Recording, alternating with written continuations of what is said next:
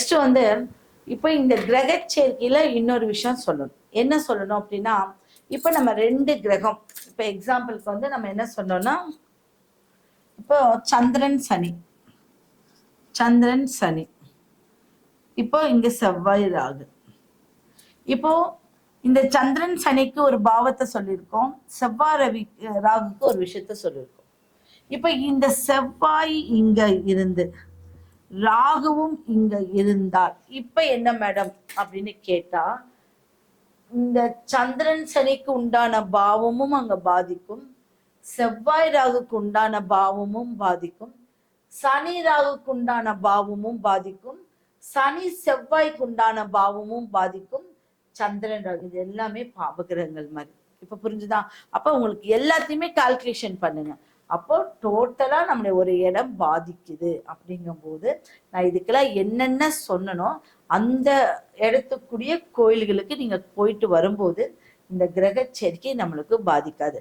நான் முதலே சொன்ன கிரக சேர்க்கையில ஒரு கிரகத்துக்கு 4 கிரகங்கள் 3 கிரகங்கள் இருந்தால் கண்டிப்பா நம்மளுடைய முன்னேற்றம் அந்த பாவம் தடங்கள் படும்.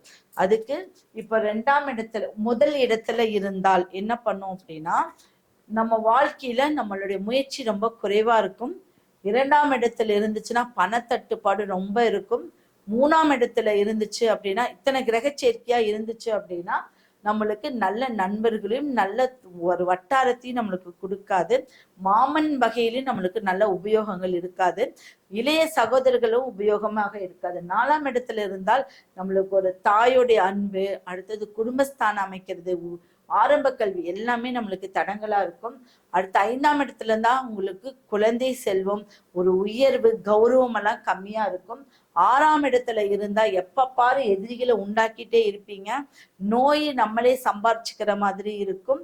நம்மளே தேவையில்லாத கடன் பட்டு நம்ம வந்து கடன்ட்டு இருப்போம். 7ஆம் இடத்துல இருந்துச்சு அப்படின்னா ஒரு குடும்பத்தை அமைக்கிறதுக்கு கஷ்டம். நம்ம குடும்பத்தை அமைச்சாலும் அந்த குடும்பத்தோட சந்தோஷமா இருக்க முடியாது. எல்லா கிரகங்களும் நல்லா இருந்து இதுல நல்லா இருந்துச்சுன்னா ஒன்னா அவங்கள விட்டு வெளியூர்ல இருப்பீங்க, இல்ல அவங்க ஒரு இடத்துல இருப்பாங்க, நீங்க ஒரு இடத்துல இருப்பாங்க. ஏதோ ஒரு விதத்துல தடங்கள். 8ல இருந்து அவங்க அதிர்ஷ்டத்தை குறைக்கும், ஆயுள் கண்டத்தை உண்டாக்கக்கூடிய ஒரு அமைப்பை உங்களுக்கு உண்டு பண்ணும். 9 பாக்கியஸ்தானம். நம்மளுக்கு என்ன அப்படின்னா, குலதெய்வம் தெரியாம இருக்கும், அப்பாவோட சொத்துகள் வராம இருக்கும், அப்பாவுக்கும் மகனுக்கும் நல்ல ஒரு அந்யோன்யம் இருக்காது. 10 11ல இருந்தா அப்படின்னா தொழில். 10னா கர்மா, நிறைய கர்மாக்கள், முடவரா இருக்குது, வாதம், உங்களுக்கு கேன்சர், இந்த மாதிரி பெரிய நோய்களை உண்டாக்கக்கூடிய ஒரு கிரக சேர்க்கை வந்துச்சு அப்படின்னா அது கண்டிப்பா அனுபவிக்கக்கூடிய. நம்ம வீட்டுல பாத்தீங்கன்னா திடீர்னு அம்மா முடங்கிட்டாங்க, அப்பா முடங்கிட்டாங்க, என் அண்ணன் முடங்கிட்டான்னு சொல்லக்கூடிய ஒரு அமைப்பு இருக்கும். 11 கடின உழைப்பாக இருந்தாலும் என்ன ஆகும், அந்த இடத்துல லாபம் கிடைக்காது. 12 வந்து மோட்சம். அப்போ நிறைய விரய செலவும், ஏதோ ஒரு விரய செலவு இருந்துகிட்டே இருக்கக்கூடிய அமைப்பு. அப்போ கிரக சேர்க்கை இதுதான் பாவத்தை பாதிக்கக்கூடிய அமைப்பு.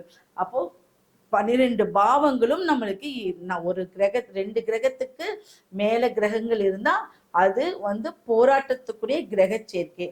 அந்த கிரகம் இப்ப எக்ஸாம்பிள் வந்து சூரியன் புதன். இப்ப சூரியன் புதன் உங்க லக்னத்துக்கு எங்க இருக்கு? இப்படி ஒரு லக்னம், மேஷ லக்னம். அப்போ மேஷ லக்னத்துக்கு எங்க இருக்குன்னு பாத்தீங்க அப்படின்னா 7ஆம் இடத்துல. சரி, இவங்க 2 பேரும் நல்ல கிரகங்களா அப்படின்னு பாத்தீங்கன்னா கண்டிப்பா இவங்க 2 பேரும் நல்ல கிரகங்கள் தான். ஆனா அங்க சூரியன் நீசமா இருக்காரு. அப்போ இந்த சூரியன் 7ஆம் இடத்துல நீசமாகும் போது நீங்க என்ன பண்ணணும் அப்படின்னா கொஞ்சம் விட்டு கொடுத்துட்டு போனா இந்த புதன் அப்படிங்கக்கூடிய அறிவு உங்களுக்கு எப்பவும் இருக்கும். நீங்க சொல்றது கேட்டுட்டு இருப்பாங்க. உங்களுடைய அமைப்பு அப்படியே ஸ்டாண்டர்டா இருக்கும். அதே நீங்க கொஞ்சம் ரொம்ப அடாவடி பண்ணிட்டு எல்லாத்தையும் அடக்கணும்னு நினைச்சீங்கன்னா அந்த குடும்பம் அங்க சிதைஞ்சு போயிடும். இப்படி நல்ல கிரகங்களுமே ஒரு சில இடத்துல நீசமாயிட்டா நம்ம அதை என்ன பண்ணணும் அப்படிங்கிறது இருக்கு. நிறைய அறிவு இருக்கும், உங்களுக்கு திறமை இருக்கும்.